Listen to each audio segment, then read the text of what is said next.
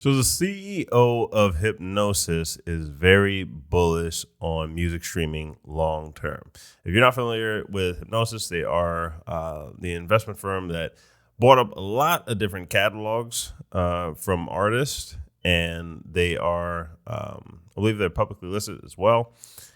But obviously, they're bullish on music streaming long term. So if you bullish just means that you think that this is going to go up over the long run.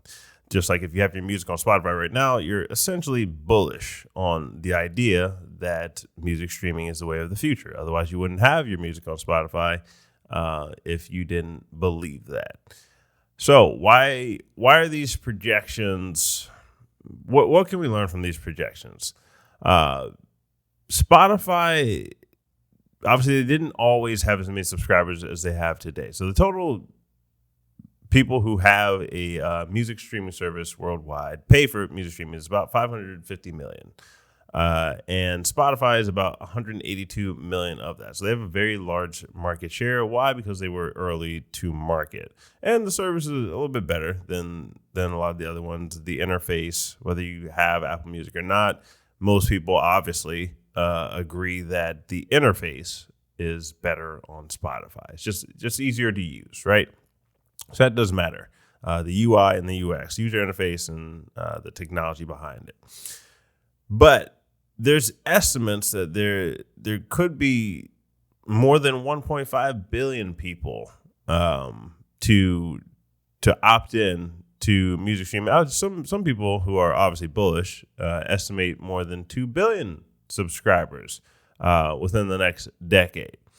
So that's substantial growth. And the question is going to be, how do artists extract as much money from that as possible? Obviously, there's companies trying to see how much revenue they can extract, and they are buying up artist catalogs in an effort to expose that capital. Now, how can artists do the same thing that these investment firms are doing in order to benefit their careers and their fans? So one would be, don't put all your chips in on Spotify.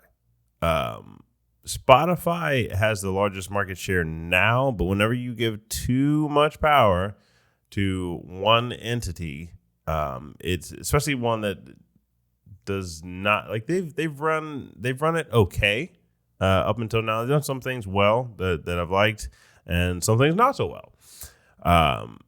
But I'll say that we haven't even touched the technology that is the best for artists so far, because Spotify sets your payment rate, and in the future, it's going to be most beneficial for artists to set their payment rate.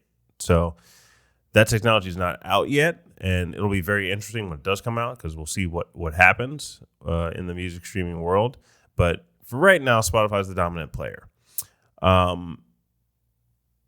The other reason I want to look at this in depth is because they're growing, or they've grown, over the past decade, or even few years, that hasn't really translated into the company's stock going up.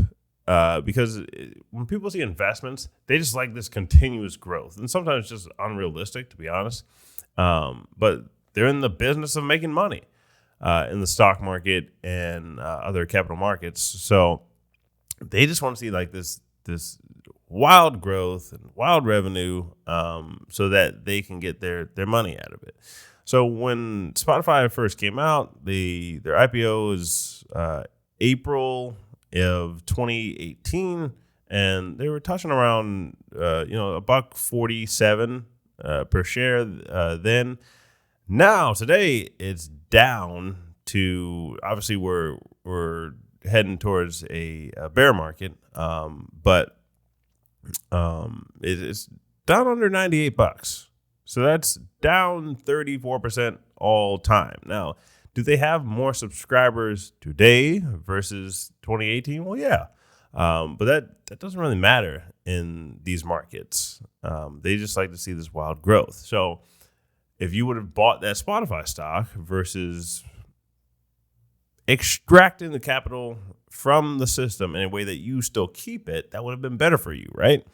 That's what companies like Hipgnosis are trying to do. They're buying the catalogs of the artists because Spotify is going to have to pay the artists. If they want the platform to stay open, they're going to have to pay these artists, right?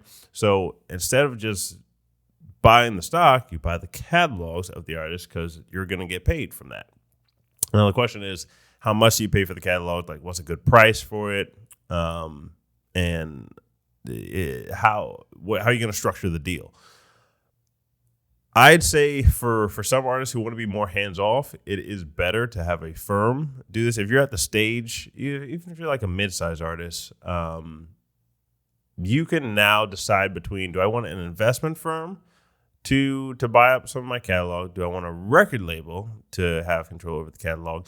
Or do I want to go through the efforts of trying to sell this directly through Web3 technology, like NFTs or tokens? That is a decision I think more and more and more artists are going to have to make. There's only so long before this becomes mainstream. Right now, it's just that relationship between the artist and the fan is just, you follow the artist on social media and you stream their music on Spotify or YouTube or wherever you're listening. As more people people say they want the idea of ownership. Like, you hear that a lot in the political realm of like people should have equity and ownership. But when it comes to actually taking the action to do that, we don't see people doing it as much. They still prefer to have a guy, my investment guy or finance guy or whatever, do that for them. And I think music in particular is going to be one of the areas where people kind of get that. They get that change of, I listen to this music anyway, therefore, why wouldn't I own some of this? This is something I actually like to do. I actually like to listen to music. When you're investing in the stock market, some of these companies, you don't really care about a semiconductor company in Taiwan. That, sure, it might be a good stock, but do you really care? Are you like actively going and looking for this stuff? No, you're not. Do you actually care about the artists? Yeah, most people do. Like, they follow them voluntarily. They like to search for their new songs. They like the music, obviously. You listen to music all the time.